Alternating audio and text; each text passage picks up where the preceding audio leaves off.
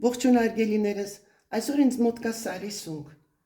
դե գիտեք, որ լավ լվանալը, մաքրելը պարտադիր է, այսօր պետք է տապակեմ սունկը պանրով և ձվով, դրա համար սունկը մենք պետք է մանրացնենք հիմա, մանրացնելուց հետո պետք է յուղի մեջ տապակենք,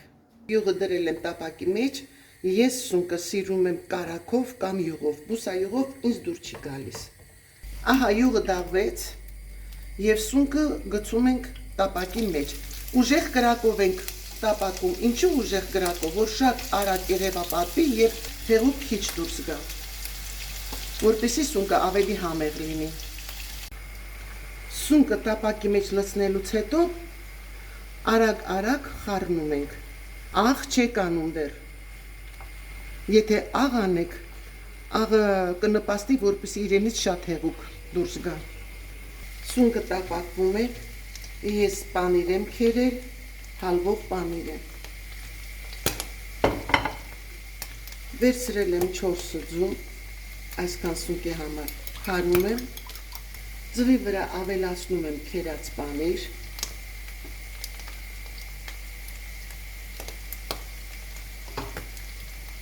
և խառնում եմ ձվի հետ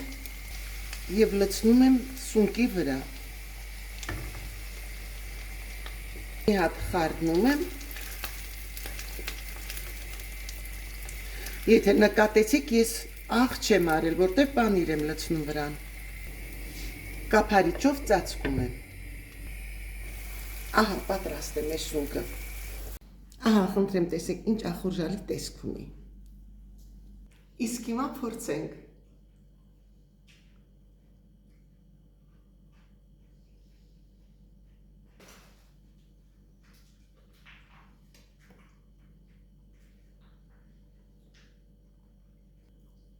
շատ համեղ եմ,